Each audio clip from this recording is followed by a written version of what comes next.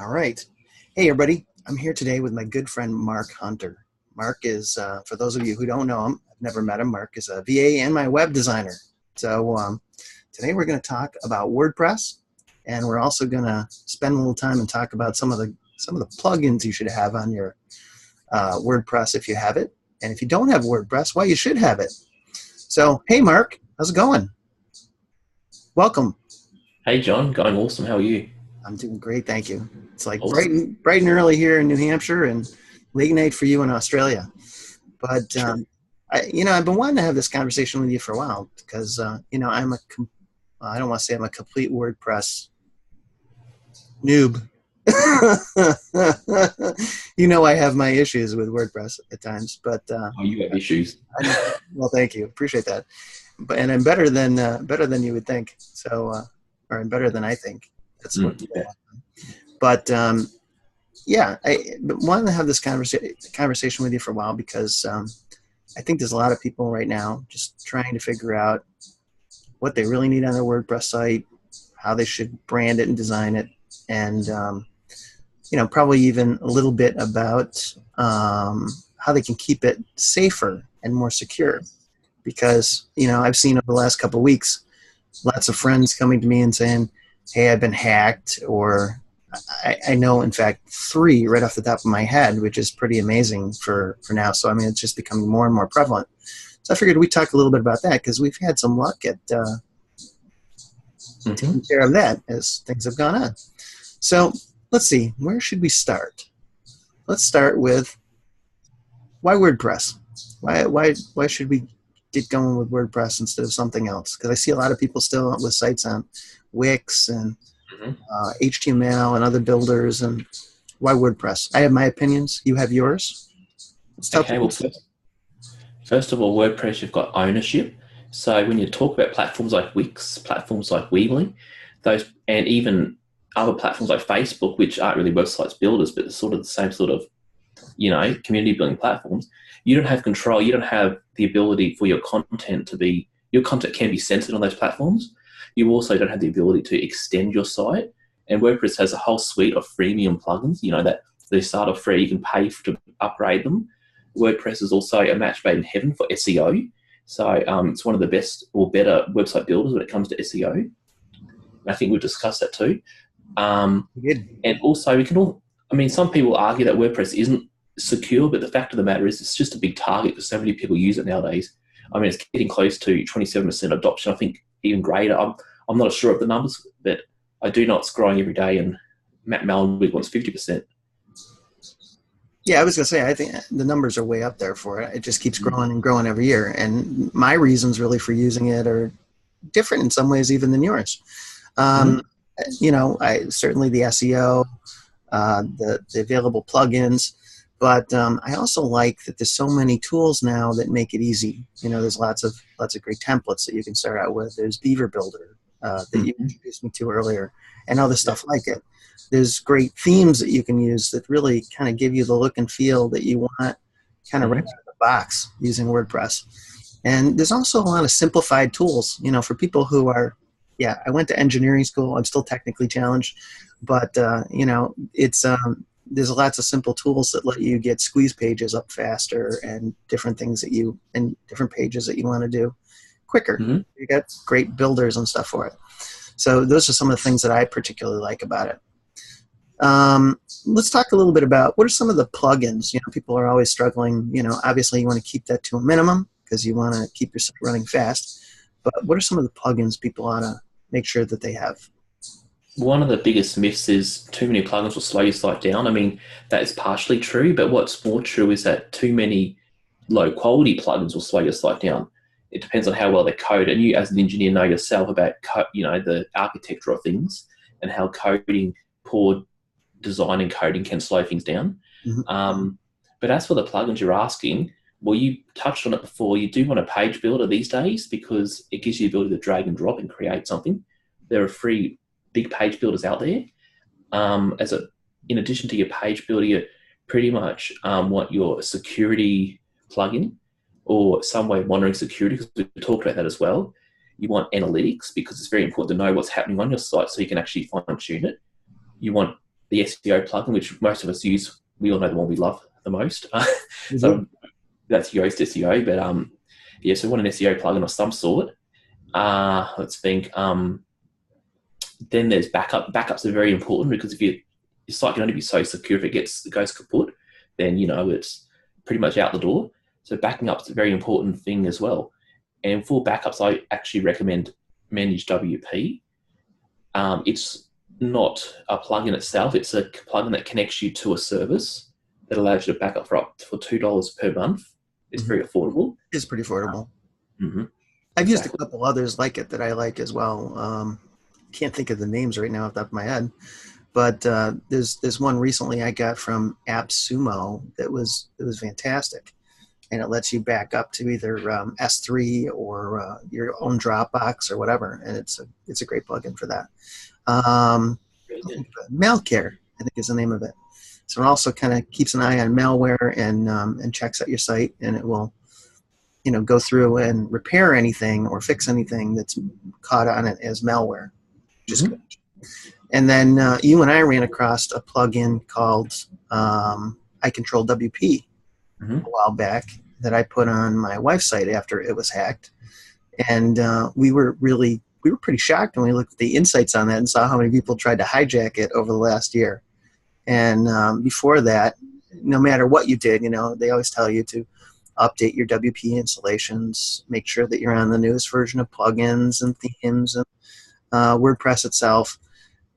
We always did that, but it didn't really matter. Somehow, where there's a will, there's a way. People will hack into your site and find a way to break in. And I've seen that with a number of people this year as well.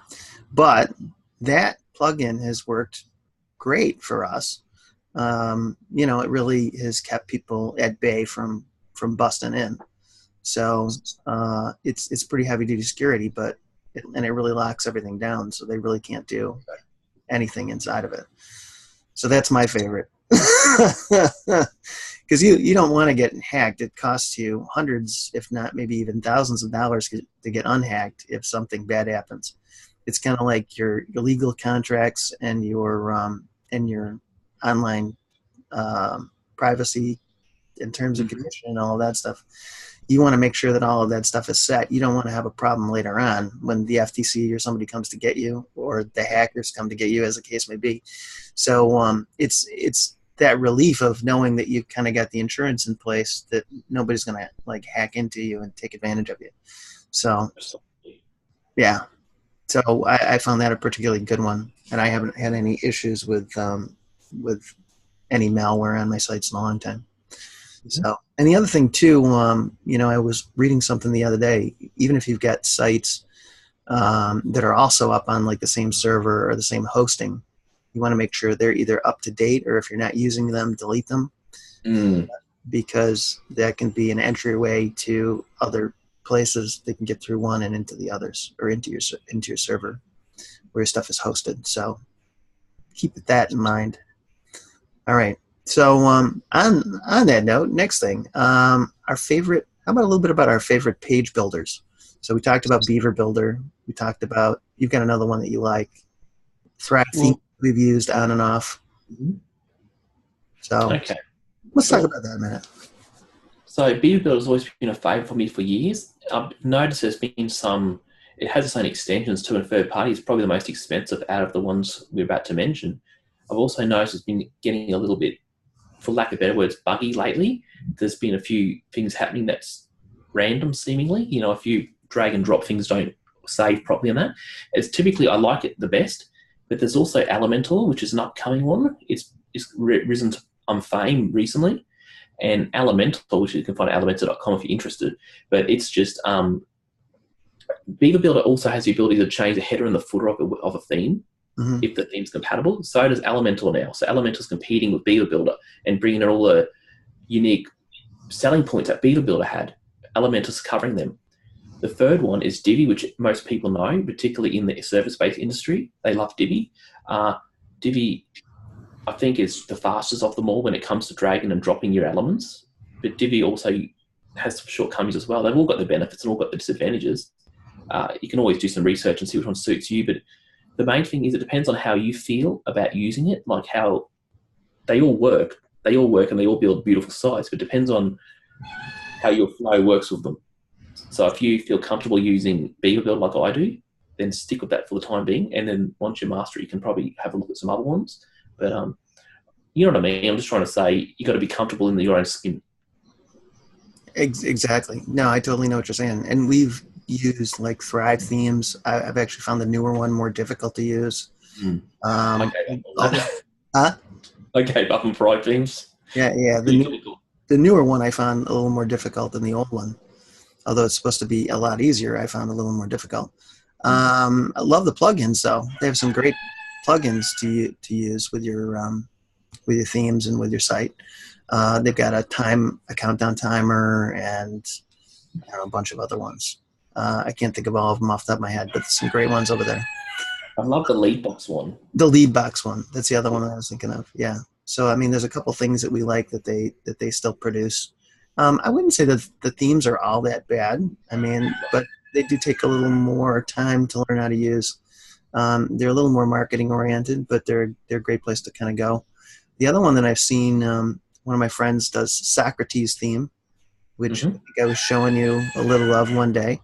And Divi still seems to be a popular theme. I see that around a lot for people just trying to get started with a simple one out of the box. So those are good places to kind of look into and get started with. The beautiful thing about Divi, if I just might quickly say, you can get a lifetime license for it that lasts forever, and you can use it for all your clients. So if you really want to build it, if you're on a budget, you want to build up an agency, then Divi might be a good way to get started. That's a good point. I get the same thing with Socrates theme. I bought it to use on my survival site, and same thing. They give you a lifetime license for it once you buy it once, and you have it forever.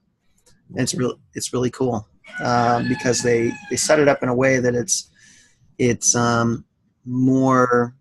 more blog like than some of the other themes, but it's really simple, easy to use. So anyway, yeah. So hey, let's talk next a little bit about some of the other aspects of getting your site up and running, because we went through all that training at Digital Marketer about that stuff, and we might as well tell people what we learned doing that, because that was pretty all encompassing. So Mark and I, what was it, last year, 2 years ago? 18 months ago, probably. Yeah, almost 2 years ago. So we went through the whole Digital Marketer training, which was really cool because we thought we were pretty smart until we went through that. And this stuff is like so thorough. They just get you thinking about a lot of stuff that you don't normally think about, like the conversions of your site and all the analytics and the different ways to track it and how to be more social with your interactions with others and all of that. But some of the key things that we picked out of that, because we definitely work with people to help them apply those same methodologies that we learned. And we like their execution plans, especially because there's a lot of good stuff in there that can be applied immediately to get sites up and running faster. But what do you think I got my key takeaways, but what do you think are some of the key takeaways that we help people with frequently from that? Well, what I find is my key takeaway is the customer journey. I mean, once they define the product suite and once they know about their custom avatar, I mean, all that sort of groundwork you have to put into place, people don't always think about that. And without thinking about putting the groundwork, such as knowing who your customer is, writing a little bit about that, knowing their journey through your system, you can run into the trap of writing gibberish, garble, jargon on your website. You can run the risk of not being succinct and precise, and also trying to grab for the sale too quickly. Right. No, and that's hugely important, because if you don't know who you're talking to, we tend to have this. We tend to go after a market that's much bigger than what we actually should be. Should be really niching down to the lowest common denominator. And we know that if we see something that still resonates with us, we'll still buy it. So we shouldn't think that we're really limiting ourselves down. We're actually really focusing in tightly on a market, especially when we start doing Facebook ads and AdWords ads and all of that. You start running traffic to things. You really have to have a tight message and a tight audience. So I don't know. I think my biggest takeaway was like right along the same lines as yours. Along with that, the tracking side of it really kind of caught me because Mhm. what gets tracked gets dealt with, and the money math of everything, and you want to make sure that you're getting the results that you want. And if you're not tracking, your visitors and your cost of acquisition for your customer, because so many people don't do that. So if anything, I think the tracking side of it kind of caught my attention as well. So not just the audience, but that side of it. So, and those are things that we see very commonly. That whole front to end approach isn't really taken. So not every Blinders. not everything is covered. So we like to try to fill in those blanks for you. So I don't know. What else would you like to add about WordPress? I thought it'd be just kind of a nice overview for people thinking about getting started, building a new site. Well, what I've recently come up with is a bit of a roadmap. So I won't go into too much detail because I'm still trying to put the pavement on that roadmap. So if I go into too much detail, I'll ramble a bit. Right? But basically, what I like to do is I like to start with defining, as I said, the customer market, because the problem people have when they're building a WordPress website is they don't know how to write the content for the web page, Mm-hmm. particularly. And some people, as I said before, they'll ramble, they won't know what design to use if they're new. And it's easier if they're established. So it depends on who you want to work with. For example, if you want to work with people who already have an established business and branding, that's probably a step more closer to success. But if you do want to work with somebody totally brand new, like a startup, you really have to give them scaffolding in a content strategy. When I say content strategy, I don't mean it has to be a detailed, in-depth one. I just mean you have to understand the avatar, the journey the avatar will take. They have to understand the design. I actually did a talk for this once in a seminar, which I might be able to dig up and for later reference. But there's just a lot of elements there. And what I've done was I've basically listed things like digital marketing users a before and after grid. You've heard of that, John? Mm-hmm. What I do is when I define the customer avatar, their fears and their wants, and the before and after grid becomes easier to fill in once you know the customer avatar. Okay. But before you know the customer avatar, it's also good to know your own purpose. This is for startups mostly because, and I'm talking about coaches mostly because, coaches are the most sensitive when it comes to purpose and vision. Mm-hmm. So basically, then you want to have it find after the fourth step, after the first step, which is the before and after grid, is to come up with a sales conversation, which we've originally walked through a workshop on, which is when you have some kind of conversion or lead magnet, you actually want on your website, you actually want to say the next logical step, and because they've decided that they've chosen to download your lead magnet, they've asked for that. They've asked your permission to get more information, then that you can follow up. Since you downloaded this, it tells me a lot about you, that you're this type of person. Therefore, you might like to join me for a strategy session, or you might like me to help map out your customer journey, for example. And it's all about building relationships. I know that isn't directly related to WordPress, but it is sort of like you got to look at the user flow on the website as well, and the pages they'll go to, and the customer journeys of the website, not just the product. Well, it is related because you're going through the process of trying to build your site, so you need to know what you need to know to put it up all together.